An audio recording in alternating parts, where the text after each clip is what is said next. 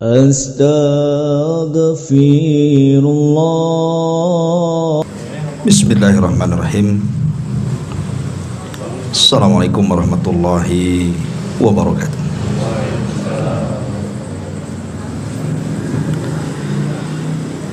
Alhamdulillah wassalatu wassalamu ala rasulillah wa ala alihi wa sahbihi wa mawalah wa la hawla wa la quwwata illa billahi wa ba'du.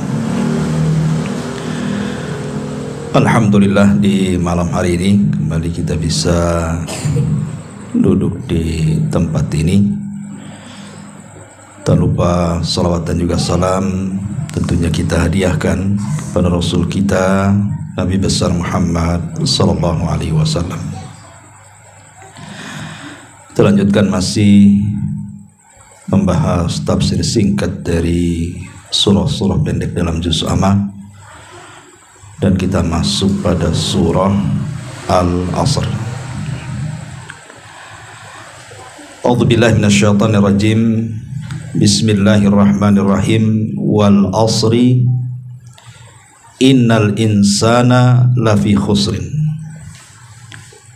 illa alladhina amanu wa amilus solihat wa tawasaw bil haqqi wa tawasaw bis sabr. Sering saya ulang-ulang bahwa di dalam Al-Quranul Karim surat paling pendek itu terangkai dari 3 ayat saja, dan itu ada di 3 surat. Pertama suratul Nasr, idza jaa nasrullahi wal fath. Kemudian suratul Kautsar, inna a'tainakal kautsar. Dan yang terakhir surat yang kita bahas, suratul Asr. Inilah 3 surat terpendek dalam Al-Quran, karena hanya terangkai 3 ayat saja. Dan asbab nuzulnya suratul Asr ini ada kisah. Jadi ada sahabat sebelum masuk Islam namanya Amr ibn As radhiyallahu an. Dia termasuk sahabat yang telat masuk Islam. Dia masuk Islam bersamaan dengan Khalid ibn Walid di tahun ke-7 Hijriah. Artinya setelah Islam 20 tahun baru dia masuk Islam. Padahal dia sekelas dengan Abu Bakar, Umar, Utsman, hidup di zaman itu. Harusnya kalau dia awal-awal masuk Islam maka dia masuk pada as-sabiqunal awalun. Tapi memang hidayah itu milik Allah. Ketika teman-temannya masuk ke dalam Islam di periode awal Mekah, justru dia pula yang menjadi musuh Nabi. Tetapi belakangan setelah Rasul hijrah dan Islam sudah berdiri 7 tahun di kota Madinah, baru kemudian dia datang bersama Khalid ibn Walid masuk Islam. Jadi Amr ibn As ini satu hari dia berziarah ke Bani Hanifah, ke rumahnya si Nabi palsu namanya Musailamah Al-Kadzab. Lah kebetulan Musailamah Al-Kadzab itu tahu bahwa rumahnya Amr ibn As dengan Rasul itu kan tidak jauh. Artinya Amr ibn As paham tentang Nabi sallallahu alaihi wasallam. Jadi Musailamah Al-Kadzab ini mulai berbincang dengan Amr ibn As soal wahyu yang didengar oleh Amr ibn As dari Nabi sallallahu alaihi wasallam. Karena walaupun dia musyrik, orang-orang musyrik Arab itu kan terbiasa menghafal syair, karena mereka menganggap Quran itu syair. Jadi sebagian surat-surat pendek mereka hafal. Jadi Musailamah Al-Kadzab ini bertanya, apa yang terakhir kau dengar dari si Muhammad itu? Maka Amr ibn As menceritakan bahwa yang terakhir aku dengar dari mulut dia itu adalah surah Al-Asr. Kemudian dibacakan surah itu di hadapan Musailamah Al-Kadzab. Maka Musailamah Al-Kadzab tiba-tiba mengatakan, ya, di waktu turun surat itu turun kepada Muhammad, maka di waktu yang sama Jibril pun datang kepadaku dan menurunkan wahyu. Jadi Amr ibn As ini bertanya kepada Musailamah al-Kadzdzab, apa wahyu yang diturunkan Jibril kepadamu, katanya. Maka Musailamah al-Kadzdzab membacakan suratul Wabar. Al-wabaru wa ma adraka mal wabaru lahu udhunani was sadru. Wabar, tahukah wabar? Itulah binatang yang punya 2 kuping dan dada yang membusung, katanya. Wabar ini semacam kucing gitu, binatang yang berbulu, katanya. Jadi Amr ibn As ini mengatakan, wallahi demi Allah, innaka ta'lam wa inni a'lam annaka kadhib. Dia mengatakan apa? Wahai Musailamah al-Kadzdzab, innaka la ta'lam, sesungguhnya menguatkan gitu. Oh, kamu benar, Muhammad yang salah gitu ya. Ini enggak, malah mendustakan wahyunya si nabi palsu itu Musailamah al-Kadzdzab itu. Aku tahu bahwa engkau ini pendusta, katanya. Karena orang Arab itu di atas kemusyrikan mereka, dusta itu aib bagi mereka. Walaupun orang-orang musyrik itu menyembah berhala, tapi pantang untuk berdusta, gitu maksudnya. Ma'asyiral muslimin wal muslimat rahimani wa rahimakumullah. Taib. Di sini Allah Subhanahu wa taala menurunkan suratul Asr. Suratul Asr ini surat yang paling disukai sahabat. Ya, kita suka juga, ada pendek masalahnya. Makanya kalau sholat asik wal asri kayaknya lam yakunil itu kepanjangan katanya. Maksudnya para sahabat menyukai suratul Asr ini karena suratul Asr ini tergabung seluruh agama. Isi agama Islam itu semua ada dalam suratul Asr. Makanya kata Imam Syafi'i rahimahullahu ta'ala mengatakan, lau ma anzalallahu illa hadhihi surah lakafathum. Kalau Allah tidak menurunkan Quran kecuali surat ini saja cukup, katanya. Karena terkandung semua isi agama. Makanya sahabat suka dengan surat ini. Saking sukanya dengan surat ini para sahabat ini, kalau mereka ngobrol sesama mereka, entah di warung kopi mungkin bahasa kitanya, atau di masjid, 2-3 orang ngobrol gitu ya. Nanti setelah selesai obrolan itu, sebelum mereka berpisah, maka satu di antara mereka akan membacakan surat ini dan mengatakan, tunggu dulu, jangan bubar dulu. Wal asri innal insana lafi khusrin illa alladhina amanu wa amilus solihat wa tawassaw bil haqq wa tawassaw bis sabr. Ayo kita bubar. Nah, gitu. Jadi sahabat itu saking sukanya dengan surat ini selalu dibaca di akhir majelis, dan ulama mengatakan adalah sunnah yang ditinggalkan, sunnah sahabat yang ditinggalkan oleh kita. Karena saya tidak pernah mendengar ada orang habis ngobrol kumpul-kumpul baca wal asri gitu. Kalau kita baca itu disangka salah baca. Di masjid lah baca Quran katanya. Padahal itu sunnah. Yang disunnahkan selain doa kafaratul majlis adalah membaca suratul Asr. Ma'asyiral muslimin yang dimuliakan Allah Azza wa Jalla, baik kita masuk pada tafsir singkatnya. Allah Subhanahu wa taala mengatakan wal asri, demi asr. Apa itu asr? Ada yang mentafsirkan al-asr di sini artinya waktu asar. Wal asri artinya demi waktu asar. Dan Al-Qur'an tidak pernah menyebut waktu sholat kecuali 3. Pertama wal fajri, demi waktu fajar. Di situ ada sholat subuh, sholat fajar. Wadduha wal laili idza saja, demi waktu duha. Di situ ada sholat duha. Wal asri, demi waktu asar. Di situ ada sholat asar.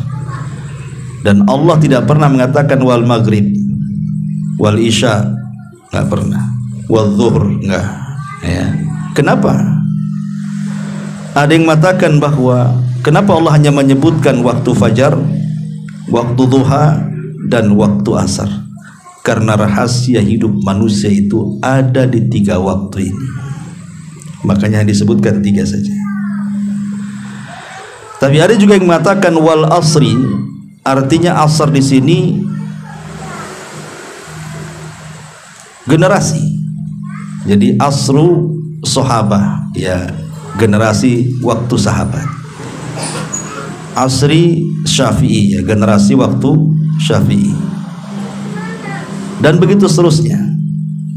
Tapi ada juga yang mengatakan asr itu artinya mulai daripada kita hidup sampai kita wafat itu disebut asr. Taib. Tapi intinya bahwa asr itu bicara waktu. Itu inti daripada kenapa Allah Subhanahu wa taala menyebut kalimat asr. Artinya Allah Subhanahu wa taala ingin bersumpah dengan waktu. Dan di dalam Al-Qur'anul Karim paling banyak Allah Subhanahu wa taala itu bersumpah dengan waktu. Seperti yang tadi saya sebutkan, wal fajri waktu fajar, wad duha waktu duha, wal laili waktu malam, wan nahari waktu siang. Hampir Quran itu lebih banyak bersumpah dengan waktu dibandingkan dengan makhluknya yang lain. Kenapa? Karena waktu ini sangat istimewa di hadapan Allah, dan manusia berjalan dengan waktu, dan waktu ini akan dipertanggungjawabkan di hadapan Allah. Makanya Rasul mengatakan, la tazulu qadama 'abdin hatta yus'al an arba'. Tidak mungkin bergeser kaki anak Adam sampai ditanya 4 perkara. Semua bicara waktu. Pertama, an umrihi fi ma'afna, tentang umurnya, kemana kau habiskan. Wa an syababihi fi ma'abla, waktu mudamu kemana kau lampiaskan. Wa an ilmihi fi ma'amila fi, tentang ilmumu sudahkah diamalkan. Wa an malihi min aina iktasabahu wa fi ma'anfaqahu, tentang harta dari mana kau dapat, kemana kau belanjakan. Ini empat-empatnya butuh waktu. Umur, waktu. Masa muda, waktu. Mencari ilmu dan mengamalkan, butuh waktu. Mencari harta dan membelanjakan, butuh waktu. Semua akan ditanya. Makanya karena waktu ini akan ditanya, orang yang berakal tidak mungkin menyia-nyiakan waktu. Orang yang berakal itu tidak mungkin menyia-nyiakan waktu. Sekarang jam berapa? Jam 9 kurang. Ya. Alhamdulillah antum bisa hadir di sini dan mengaji suratul asr. Tapi di waktu yang sama di luar sana, boleh jadi saudara-saudara kita sedang mabuk, sedang narkoba, di tempat-tempat diskotik, sedang bermaksiat kepada Allah Azza wa Jalla, sedang berzina dan begitu seterusnya. Padahal waktunya sama. Kita di sini ngaji, di luar sana ada saudara kita yang sedang bermaksiat kan? Siapa yang beruntung? Kita yang beruntung di sini. Karena orang yang berakal itu tidak mungkin menyia-nyiakan waktu. Waktu tetap waktu.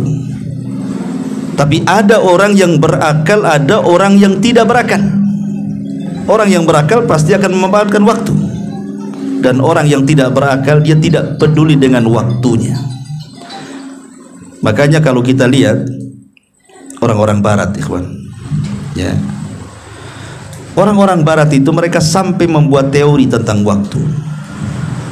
Dan mereka mengatakan bahwa rahasia suksesnya manusia itu ada pada waktu, sebagaimana rahasia bangkrutnya orang itu ada pada waktu. Jadi waktu itu rahasia sukses dan rahasia bangkrut. Itu orang barat. Mereka sampai membuat manajemen waktu kan. Karena bagi mereka waktu itu rahasia dua-duanya tuh. Orang bisa rugi gara-gara waktu, orang bisa beruntung gara-gara waktu. Sehingga orang-orang barat itu, supaya waktu mereka itu sangat bermanfaat, sampai mereka menghitung waktu itu dengan uang. Umpamanya 1 jam per menitnya kalau diuangkan itu berapa? Itu orang barat ya. Umpamanya 1 menitnya ini 1 juta kali 1 jam berapa juta? Sehingga kalau seandainya 1 jam ini hilang, maka hilanglah sekian juta. Itu orang barat Ya, manajemen waktunya sampai demikian. Mereka sampai mengibaratkan detik dan menit itu ibarat uang, supaya mereka tahu kerugiannya.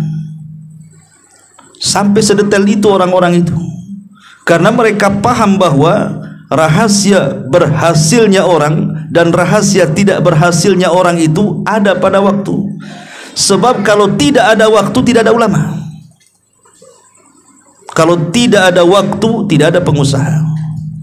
Kalau tidak ada waktu, tidak ada orang-orang cerdas sekelas profesor dan penemu. Waktu inilah yang menjadikan orang jadi ulama. Ketika kemudian orang ini memanfaatkan waktu-waktunya yang berjalan dengan cara belajar agama, menghafal Quran, menghafal hadis, kemudian memahaminya, kemudian dengan berjalannya waktu cerdas, jadi dia ulama, kan itu.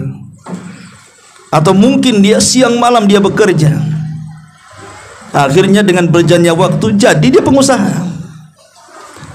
Atau dia sekolah, dia manfaatkan sekolah, akhirnya lama-lama cerdas jadi penemu, jadi profesor dia.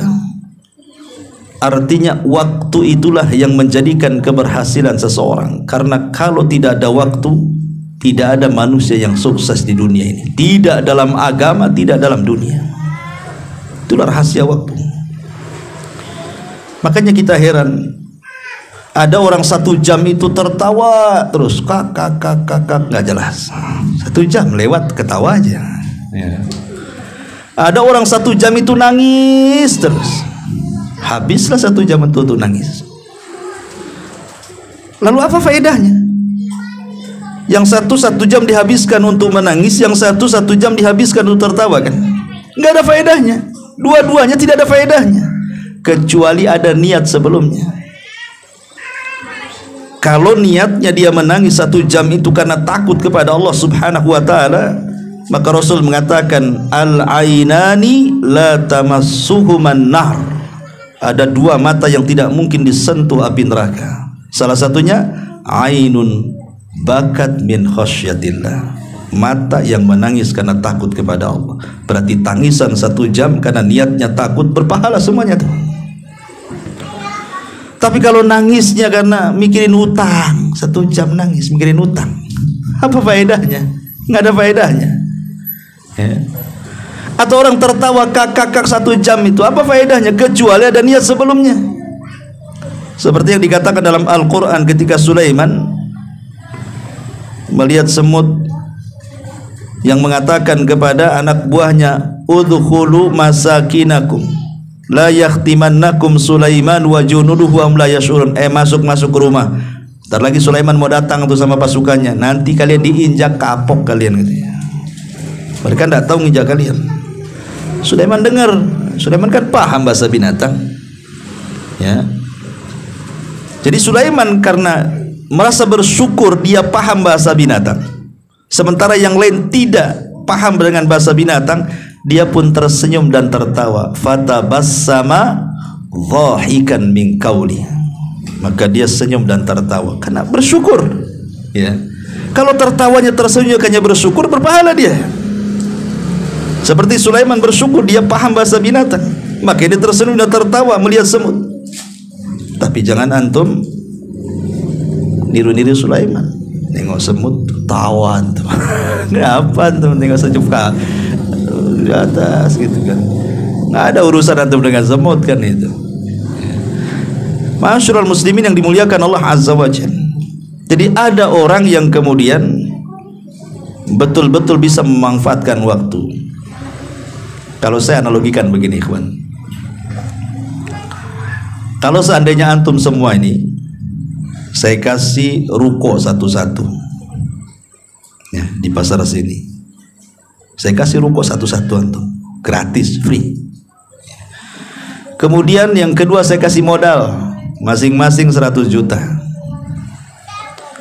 Kemudian saya katakan, pakailah ruko ini 1 tahun, nih modalnya. Nanti setelah 1 tahun kalian cukup mengembalikan modal saja. Kemudian di antara antum ada yang betul-betul siang malam memanfaatkan ruko itu. Dengan modal yang saya kasih 100 juta, antum belikan spare part apa dijual, pokoknya siang malam jualan. Ya. Yang satunya pula berpikir 100 juta banyak juga nih, kan mengembalikannya masih 1 tahun, masih lama lah.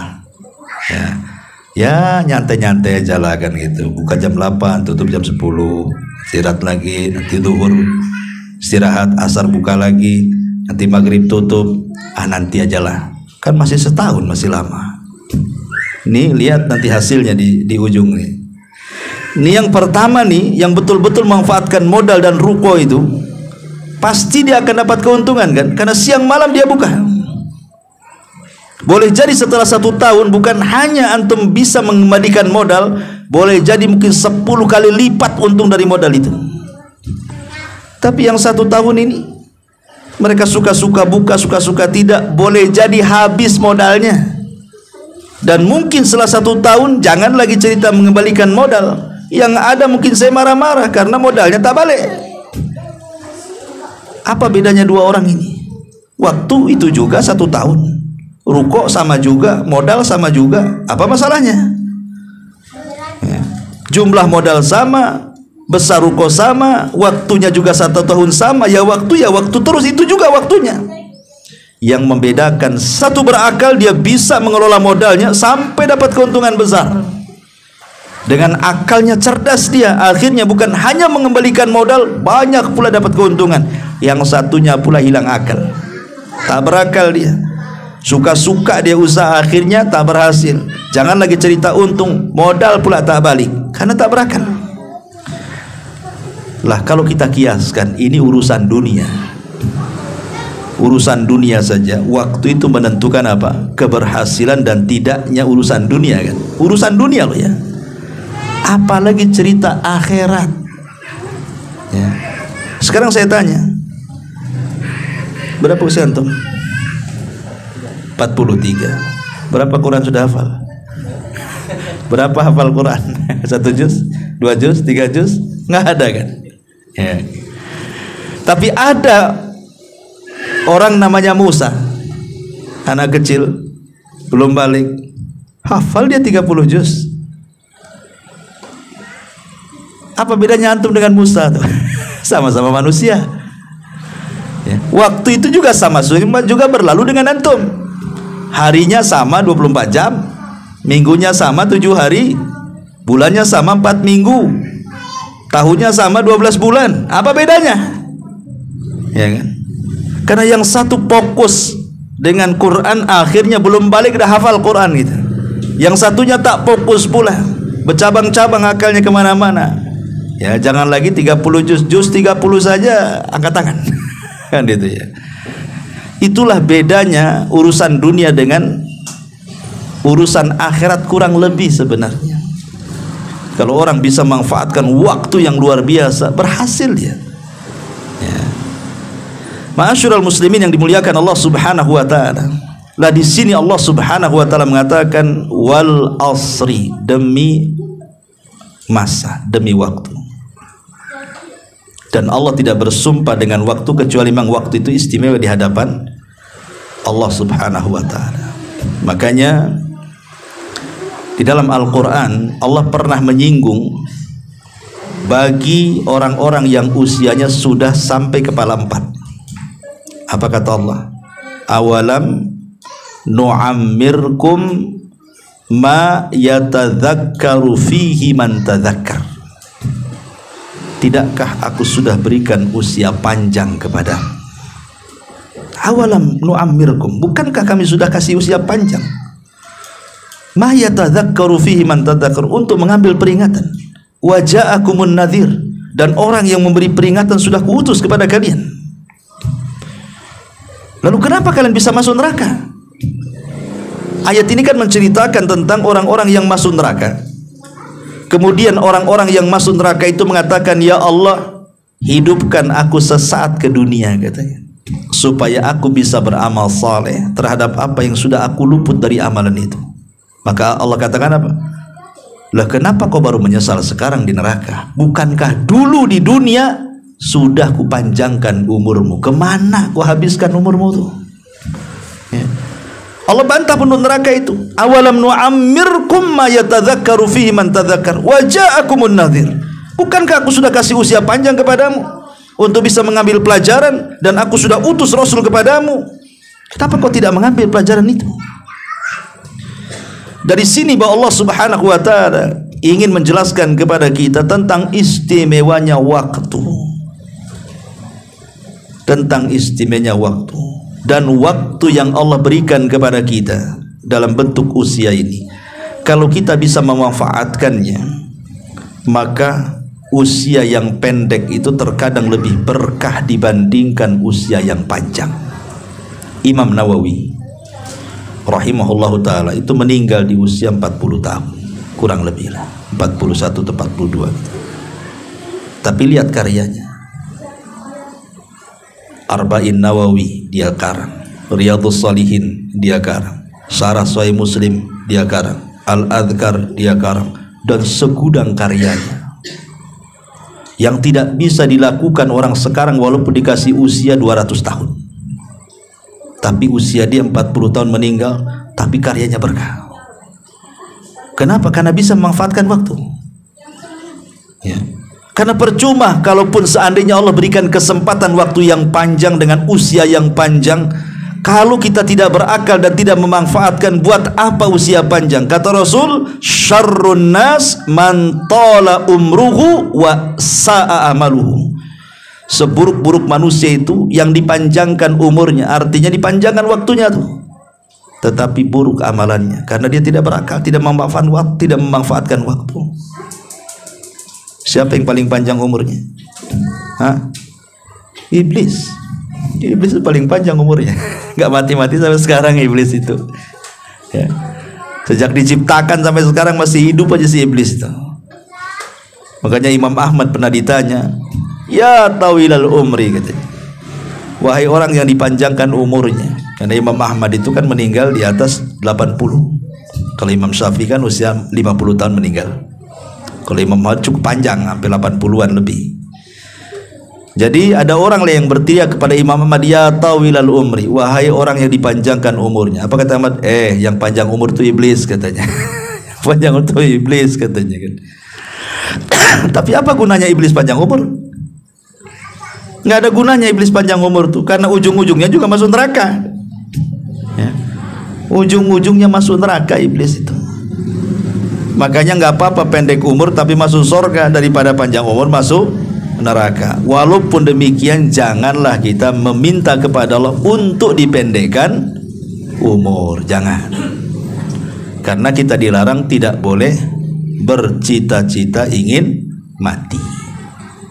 Seperti Rasul mengatakan kepada pamannya Abbas saat sakaratul maut itu, la yatamayyanna ahadakumul maut. Tidak boleh seseorang itu berangan-angan dengan kematian. Kenapa? Fala allahu muhsinan fayazdadu khaira au musian fayasta'tib. Boleh jadi kalau seandainya Allah panjangkan umurnya adalah kesempatan menambah pahala. Tapi kalau Allah takdirkan kita ini ahli maksiat, ada pula kesempatan untuk bertobat. Ya, makanya manfaatkan waktu sebaik mungkin. Wal asri, demi waktu, innal insana lafi khusrin. Sesungguhnya manusia itu di dalam kerugian. Ketika Allah Subhanahu wa taala cerita tentang hidayah, Allah tidak mengatakan di dalam hidayah, tapi di atas hidayah. Allah mengatakan alif lam mim dzalikal kitabul la raiba fihi hudan lil muttaqin. Gimana ayatnya? Dalam ayat yang lain, ala hudan mir rabbihim, ala hudam mir rabbihim, di atas petunjuk dari Rabbnya.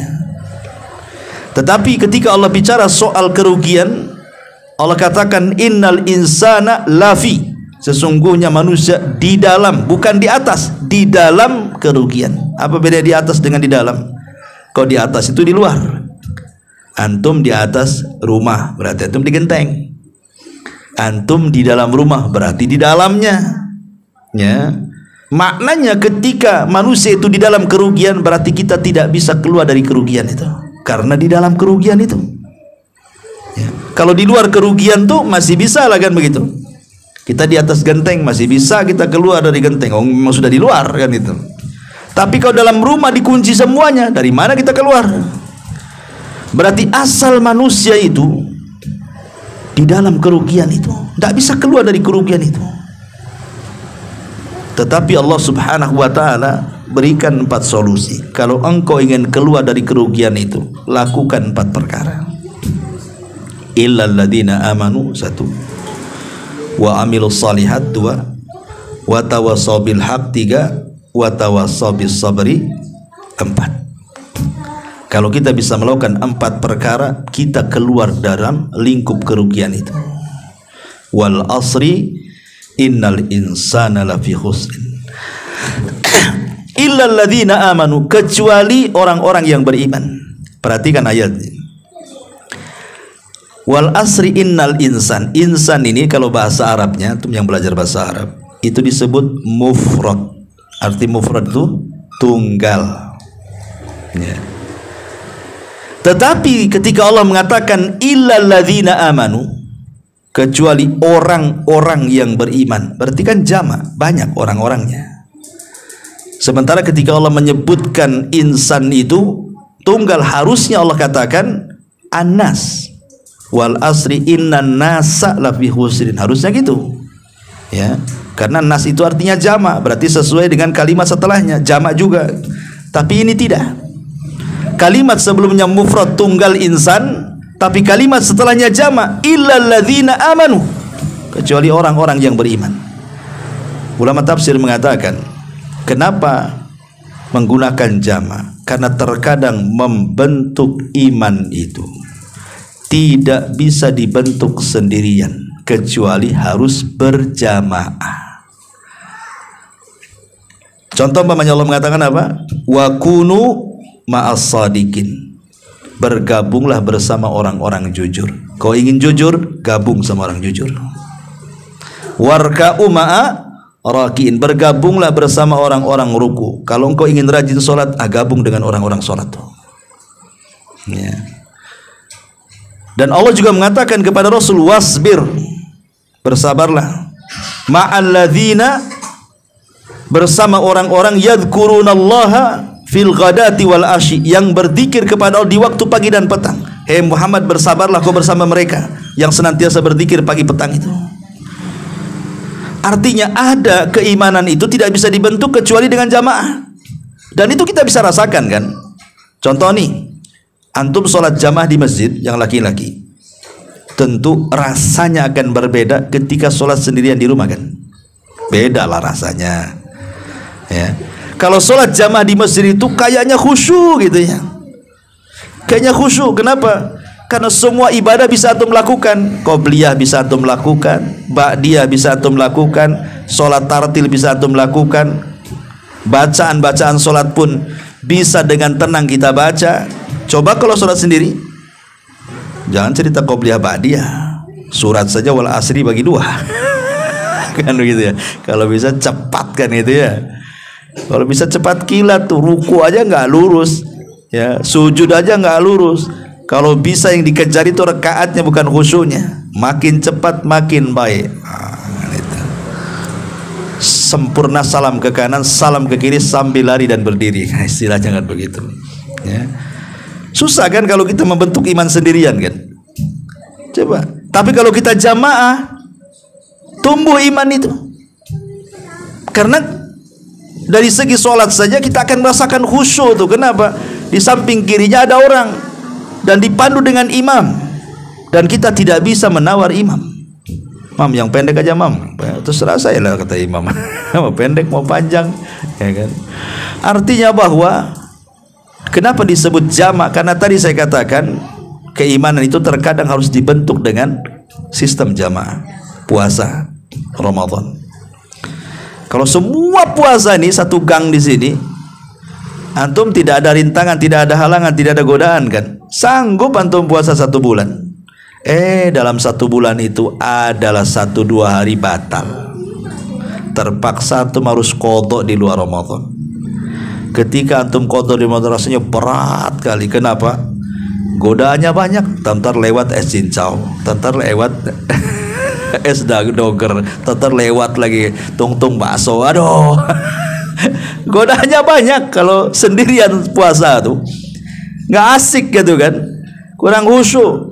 Akhirnya apa? Bawaannya tidur saja. Sahur sudah minum CTM biar tidur sampai asar itu kan. Tapi kalau rame-rame nggak terasa. Ya. Maka saya katakan kadang-kadang iman itu dibentuk dengan jamaah. Dan iman sendiri adalah dia tasdikun bil qalbi, memang pembenaran dalam hati, wa qaulun bil lisan, kemudian diucapkan dengan lisan, wal amalu bil arkan, maka diwujudkan lewat perbuatan. Itulah iman. Dan iman itu betul-betul harus ada tiga perkara ini. Ada keyakinan dalam hati, kemudian lisan juga tidak menyelisih hati, kemudian perbuatan muncul dari lisan dan hati tadi. Karena orang-orang munafik itu, kenapa mereka tidak dikatakan beriman? Ketika mereka mengatakan yaquluna amanna billahi wa bil yaumil akhiri wa ma hum bimu'minin. Orang-orang munafik mengatakan kami beriman dengan Allah, kami beriman dengan hari akhir, tapi Allah katakan mereka lo tidak beriman. Kenapa? Karena orang-orang munafik itu antara hati dan lisan itu tidak sama. Lisannya saja ngaku muslim tapi hatinya kufur. Maka disebut munafik itu diambil dari kata nafak. Nafak itu gorong-gorong bahasa kitanya. Itu kalau solokan tuh pakai gorong-gorong bulat itu disebut nafak. Jadi kalau dikasih air dari sini keluar dari sono, nah itulah disebut nafak tuh. Jadi masuk Islamnya lewat lisan, keluar Islamnya lewat hati. Makanya orang munafik itu menampakkan Islam tapi menyembunyikan kekufuran. Nah, sekarang banyak orang-orang yang ngaku Islam, ngaku Islam, ngaku iman, mukmin, tapi kadzib, dusta. Ya. Sekarang banyak orang-orang yang KTP-nya aja muslim kan, tapi sebenarnya dia sedang berdusta. Buktinya apa? Buktinya tidak salatnya. Kalau seorang muslim ya harus salat kan gitu ya. Masa KTP-nya aja yang muslim, nanti KTP-nya yang masuk surga? Ya tak masuk surga kan itu ya. Nah, sekarang ini kadang-kadang aduh memang perbuatan munafik itu selalu terlalu banyak. Ya, atau ketika di hadapan orang, oh semangat dia ibadah. Ketika sendirian pula dia maksiat kepada Allah Azza wa Jalla. Idza khalau lima harimillahi tahakuha, kata Rasul. Kalau sudah sendirian mulai merobek keharaman-keharaman Allah. Seorang muslim mau nampak orang mau tidak nampak orang harus istiqomah lah kan begitu. Karena itu perbuatan munafik. Orang munafik itu mereka semangat kalau dilihat orang saja. Kalau tidak dilihat orang malas dia. Makanya Allah mengatakan kusala, mereka itu hakikatnya pemalas. Ya, semangat itu kalau dinilai orang, kalau tidak ya tidak akan sholat dan tidak akan berzikir kecuali sedikit. Illal ladzina amanu. Dan iman itu tentu terlahir karena sebuah pengetahuan atau disebut dengan ilmu. Lah setelah kemudian kita punya ilmu yang melahirkan keimanan, maka tugas yang kedua apa? Wa amilu sholihat. Ilmu itu harus diamalkan. Dan amal soleh itu ada tiga macam. Ada amal hati, ada amal lisan, dan ada amal perbuatan. Amal hati seperti ikhlas, tawakal, takut, mengharap, itu amal hati. Amal lisan baca Quran, berdakwah, berzikir, itu amal lisan. Amal perbuatan sholat, ya kan, puasa, dan begitu seterusnya. Tapi dari tiga macam amal ini yang paling utama mana? Yang paling mulia dari tiga amalan ini amalan hati. Amalan hati itulah yang menentukan semuanya. Contoh, kalau seandainya tidak ada keikhlasan dalam hati, ditolak amalan lisan. Bahkan amalan badan pun ditolak. Berarti dari tiga amalan itu yang harus pertama diperhatikan adalah amalan hati dulu. Karena amalan hati ini yang menentukan lisan dan perbuatan. Kedua, setelah amalan hati ini betul-betul mantap, sebelum amalan badan, amalan lisan diperbaiki. Kalau dua amalan sudah istiqomah, lisan sudah istiqomah, hati sudah istiqomah, pasti badan ini bergerak sendiri. Gak usah disuruh. Gerak sendiri, ke masjid sendiri, puasa sendiri, baca Quran sendiri. Pokoknya bergerak sendiri tuh. Kalau sudah digerakkan itu. Karena yang menggerakkan amal soleh itu adalah iman. Kalau iman sudah masuk ke dalam dada, tergerak semuanya. Ya. Wa amilu soleh, singkat-singkat saja. Wa amilu solihat. Dan disebut soleh itu artinya karena dia bisa menggabungkan antara hablum minallah wa hablun minan nas. Kalau hanya hablum minallah saja belum dikatakan soleh. Solat memang iya rajin, puasa baca Quran oke. Pokoknya kalau ibadah top, tapi lisannya masih mengeluarkan kata-kata yang menyakiti orang. Ya, tangannya masih nyolong. Ya, dikatakan soleh? Tidak. Oke, dia baik, masya Allah, lembut orangnya, suka nolong, ya, tak sholat pula dia. Soleh? Tidak. Berarti soleh itu mengumpulkan dua perkara kan? Hak kepada Allah dan hak kepada hamba, baru orang itu disebut soleh. Makanya ketika Rasul bicara soal kalau kita punya anak gadis, kemudian dilamar anak muda, apa kata Rasul? Idza ja'akum man tardawna dinahu wa khuluquhu fazawijuhu. Kalau ada anak muda melamar gadis kita, top agamanya, top akhlaknya, kawinkan. Kalau tidak, rusak anakmu. Baik agama dan baik akhlak. Baik agama hubungan dia dengan Allah, baik akhlak hubungan dia dengan manusia, berarti calonnya soleh. Nah gitu maksudnya ya. Nah, itulah amal soleh namanya. Lah, dua perkara ini memperbaiki kita, memperbaiki kita sendiri. Kemudian yang ketiga dan yang keempat memperbaiki orang. Wa tawasau bil haqqi wa tawasau bil sabr.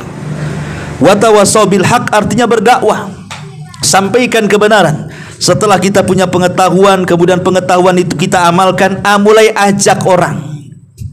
Jangan dikonsumsi sendiri pengetahuan dan amal itu. Ajak orang juga supaya baik sama-sama. Minimalnya yang paling dekat ya ajak istri, ajak suami, ajak anak, ajak orang tua. Ku anfusakum wa ahlikum nar. Jaga diri kalian dan keluarga kalian dulu. Baru ke tetangga, baru ke yang lain kan gitu. Kemudian yang terakhir watawasau bis sabr. Baru sabar.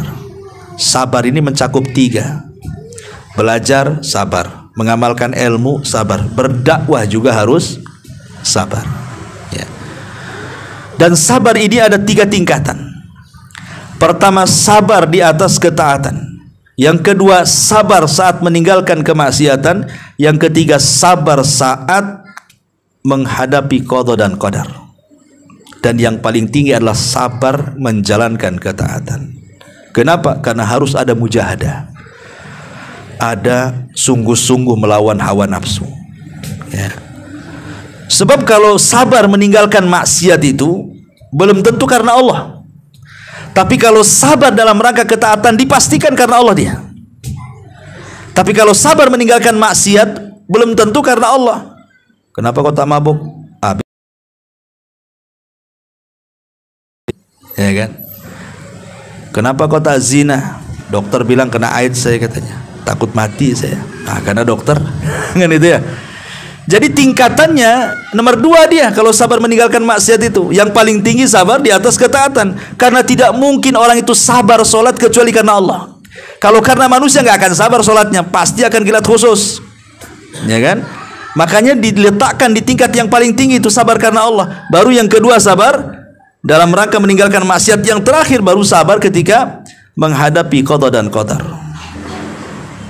Dan sabar menghadapi qada dan qadar itu manusia terbagi menjadi 4. Satu, ada yang tidak terima.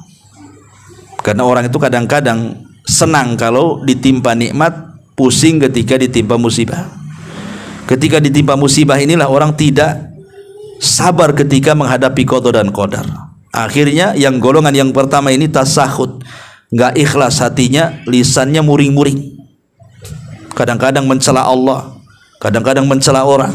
Nah, ini seburuk-buruk orang. Yang kedua, lisan memang diam, tapi hati tak terima, gondok gitu ya, nyesel, sakit ya. diam, hatinya lisannya berusaha untuk diam. Tapi jangan coba-coba diajak ngobrol, keluar semua nanti. Tapi itu kan kelompok yang kedua, oke lah di bawahnya. Yang ketiga ikhlas dan redho. Ya sudahlah, mau diapakan lagi. Hidup saya sudah seperti ini, sudah saya usaha juga masih juga ndak gulung-gulung tikar terus, ya. Atau sakit sudah berusaha berobat juga tak sembuh-sembuh, ya sudahlah, saya ikhlas, redho. Dan yang terakhir tentu yang paling baik menggabungkan sabar dan syukur. Bukan hanya ikhlas, bukan hanya ridho, tapi dia bisa mengucapkan alhamdulillah. Bukan mengucap alhamdulillah dari musibah dia, bukan. Ya, tapi mengucap alhamdulillah itu maksudnya karena masih ada nikmat yang melekat di badannya. Seperti Urwah bin Zubair, ketika diamputasi kakinya, dia mengucapkan apa? Alhamdulillah. Urwah, kakimu lo sudah nggak ada. Alhamdulillah. Kenapa? Allah kasih 4 anggota badan, 2 tangan 2 kaki. Kalau satu hilang masih ada 3. Nah gitu maksudnya. Di waktu yang sama Urwah, anakmu meninggal loh. Pas dipotong tuh kakinya, kabar anaknya meninggal. 2 musibah berturut-turut tuh. Alhamdulillah kata Urwah. Anakmu meninggal Urwah. Alhamdulillah. Kenapa kau mengucap alhamdulillah? Anakku lo 7. Kalau mati 1 tinggal 6, selesai. Nah gitu maksudnya ya. Kita ini udah muring-muring tuh, hilang dompet tuh kayak kiamat tuh, padahal rumahnya gak hilang. Nah, jadi kalau orang bisa ikhlas, bisa ridho plus syukur, mengucap alhamdulillah, ini tingkatan tinggi menghadapi qada dan qadar itu. Ya, wallahu alam nih, sudah jam 9. Kita singkat-singkat saja, mudah-mudahan ada manfaatnya. Subhanakallahumma bihamdika, asyhadu an la ilaha illa anta, astaghfiruka wa atubu ilaik. Allah ta'ala. Assalamualaikum warahmatullahi wabarakatuh.